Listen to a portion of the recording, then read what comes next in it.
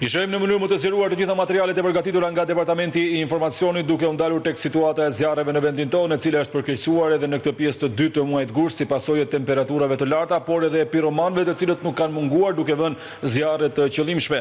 Do të lidhem tani drejt për së drejti me zotin Ermal Nufi, ministri I Mbrojtjes, I cili më bashkohet së bashku me zotin Haki Çako, drejtori I Agjencisë Kombëtare të Mbrojtjes Civile për të na dhënë më tepër informacione. Me zotin Çako kemi folur edhe para disa ditë, kështu që një pjesë të madhe të komunikimit e shfrytëzoj me zotin ministër. Zotin Nufi, përshëndetje, faleminderit për këto minuta për Klan News.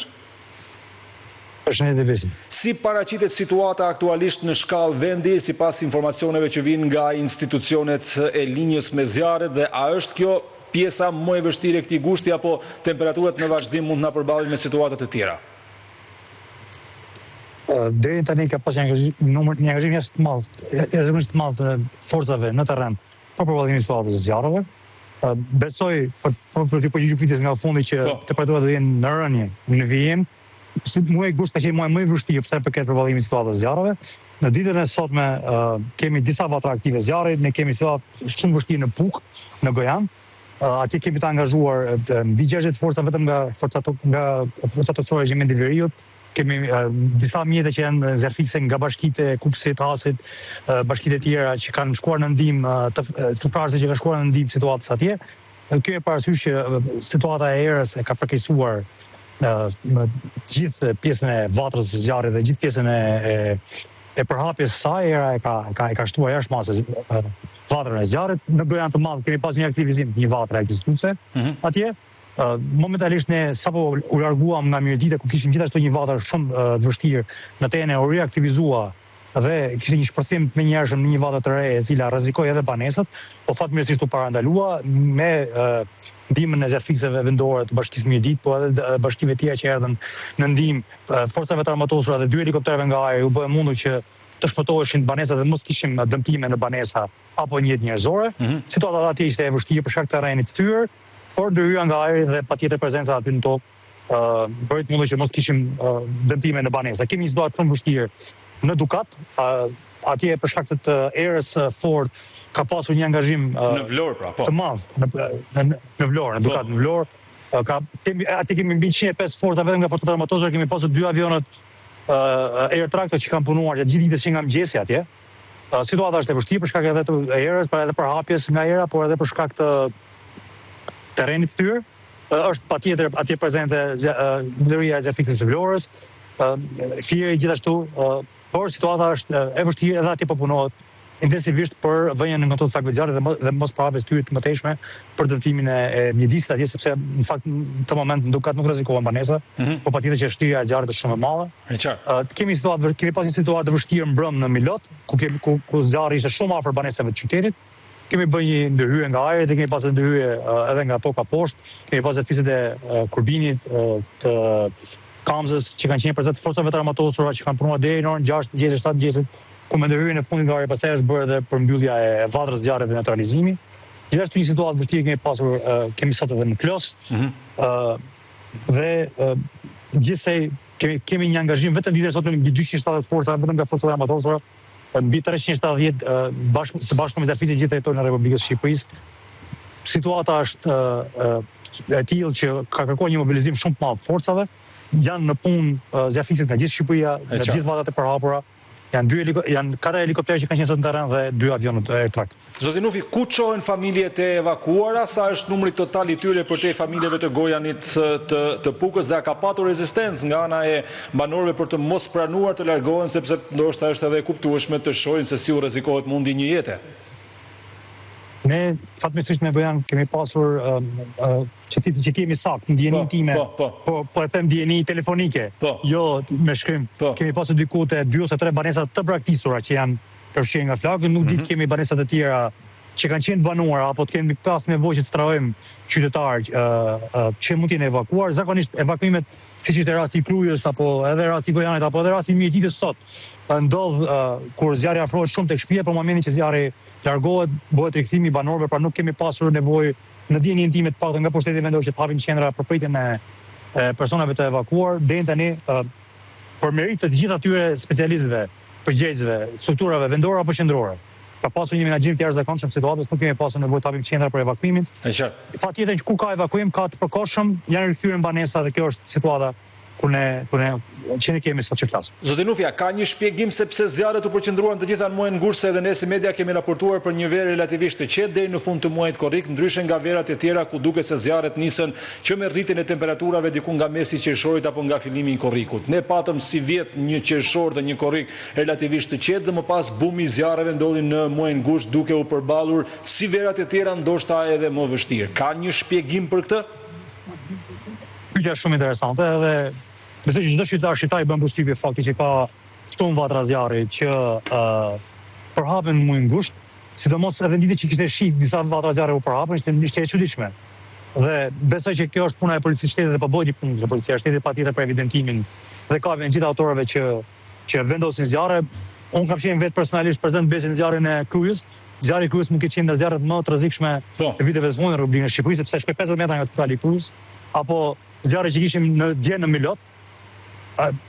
Qartësisht me pamje të njerit kuptohet që nuk janë zjarre të natyrës, mund të ketë zjarre që janë shkaktuar nga faktor natyror apo nga sharkesa elektrike e tjerë, por dyshimet janë për zjarrvënie qëllimshme, siç ishte rasti që policia e shtetit kapi në qarkun e Lezhës dhe dërgoi pranë policisë dhe organeve hetimore për ta proceduar penalisht zjarrvënësin i cili në marrëzinë e vet vendoste zjarrin në qëllimshëm për gjatë gjithë shpatit malit dhe gjithë shpatit kodës. Domethënë niveli i papërgjegjshmërisë dhe niveli i rrezikut që këta njerëz vendosin të gjithë forcat efektivët që janë në territor është i papranueshëm dhe mendoj që organet e drejtësisë duhet të bëjnë punën e tyre dhe ndëshkimi për këta njerëz vjen jashtëzakonisht i ashpër. E thash edhe një intervistë sot përpara besi që njerëzit që kanë punuar dje në Milot kanë rrezikuar jetën e tyre, mbi ta kanë qenë shtyllat e tensionit lart, kanë rrezikuar jetën ata që kanë qenë poshtë, kanë rrezikuar jetën edhe pilotët që kanë pas operacionin nga ajri.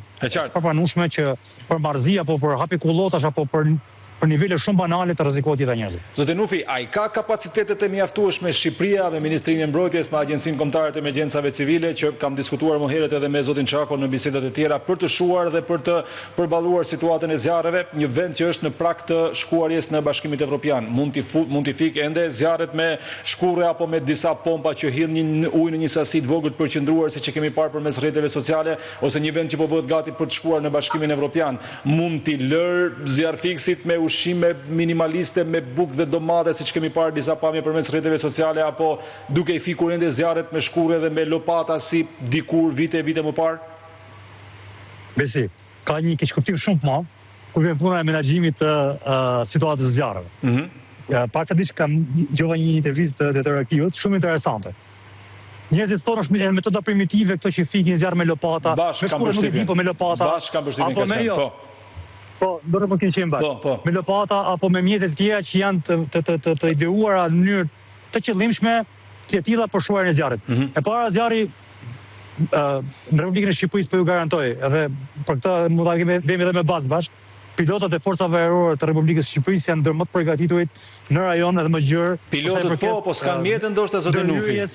S'po flasin për burimet njerëzore, por çfarë do ngasin ata? Pilotët besi kanë kovat e fundit që përdor çdo forcë ajrore në botë. Ne kemi sot aktualisht 5 mjete ajrore, kemi 2 traktor që operojnë në territorin e Republikës së Shqipërisë. Në mars të vitit në fund të vitit vjen avioni i përhershëm i Joni dhe 2 tjerët në mars bëhen 3.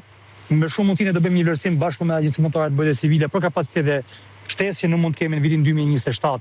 Për ndërhyrje, ky ka qenë viti më i lartë në kapacitete, besi dhe për këtë nuk ka asnjë dyshimi. Menaxhimi deri sot është viti i parë që në Republikën e Shqipërisë nuk ka asnjë kërkesë për ndihmë nga jashtë, subjektet jashtme apo nga shtetet tuaja, apo nga mekanizmi evropian i mbrojtjes civile për menaxhimin e situatës zjarreve.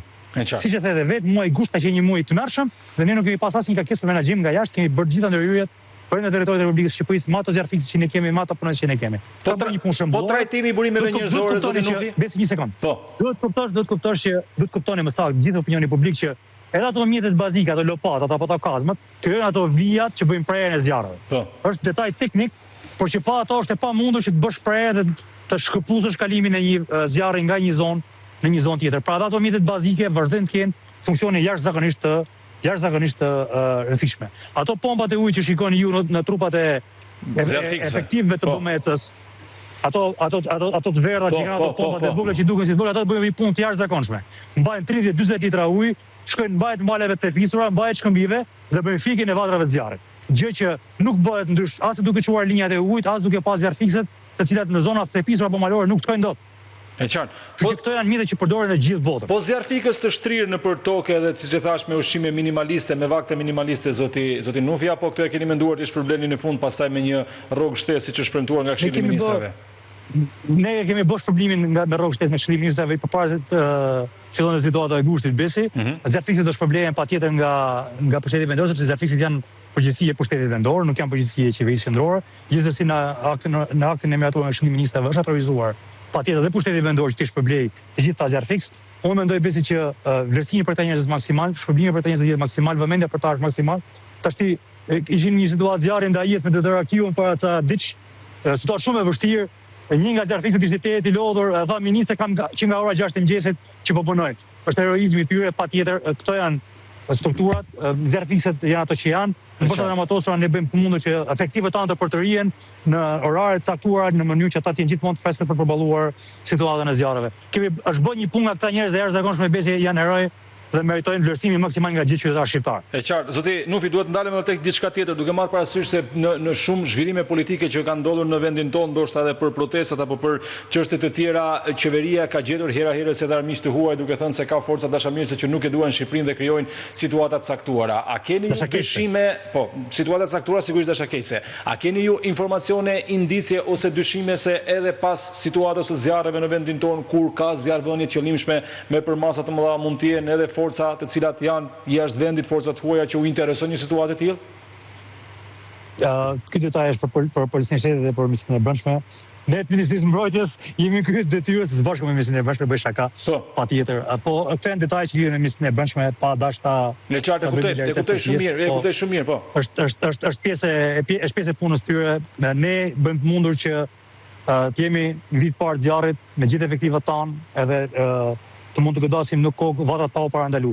Më ka bërë pyetje shpesh, si vetë duket situata më e qetë? Patjetër si duket situata më e qetë, sepse kemi pas minimalisht 7 mjeta ajrore që janë gjendur aty sapo kemi marrë njoftim për situatën e zjarreve. Situata e kryes është njoftuar 7 minuta nga fillimi i zjarreve.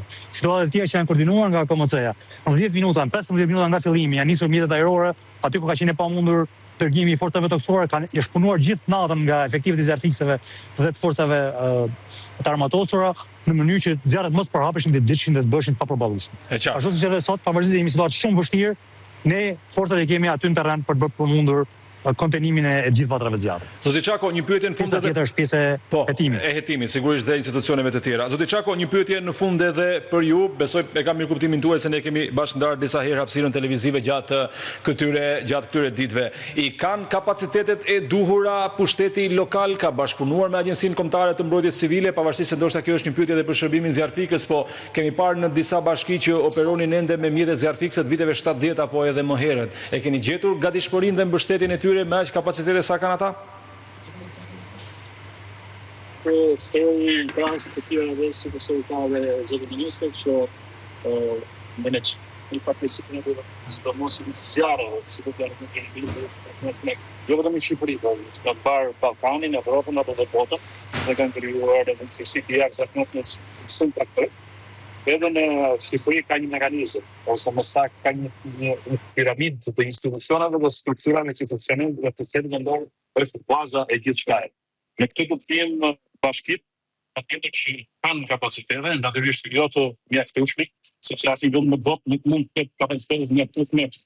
Se nuk e di se kanë vetë realisht nga fatkeqësia dhe sidomos për masat të marrin ato sidomos rastin e zjarreve të ula të tilla me temperatura ekstreme, por duhet theksoj edhe një gjë që qeveria shqiptare. Vitet e fundit investimit nga programi i emergjencave civile nëpërmjet Ministrisë së Mbrojtjes për fuqizimin dhe shtimin e të gjitha kapaciteteve teknike që lidhen me fatkeqësitë natyrore. Dhe në këtë aspekt pothuajse pjesa më e madhe e zjarfikësve janë rinovuar dhe po rinovohen. Së shpejti, ne, Ministria e Mbrojtjes dhe Agjencia Kombëtare e Mbrojtjes Civile do të vëmë në dispozicion për një parti, një set mjetesh të kalueshmërisë së lartë që të jenë pikërisht komunikimin në zjarre E qartë. dhe në terrene të thyera dhe me vështirësi të jashtëzakonshme, pasi deri më sot nuk ka pasur një vëmendje të shtuar drejt për së drejti për mjete të tilla, sepse ne me shumicën e zjafikse të stacioneve apo dhe të drejtorive të mbrojtjes nga zjarri dhe nga shpëtimi kemi mjete urbane, por mjetet urbane nuk janë ato të cilat i duhen në realisht. Po.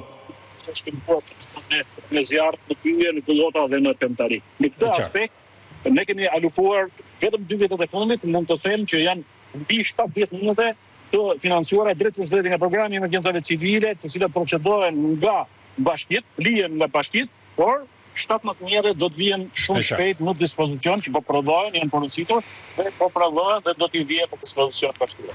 Faleminderit zoti Çako, zoti ministër, faleminderit për këtë komunikim të drejtë për drejtë. Besi. Faleminderit. Gjithashtu, ishim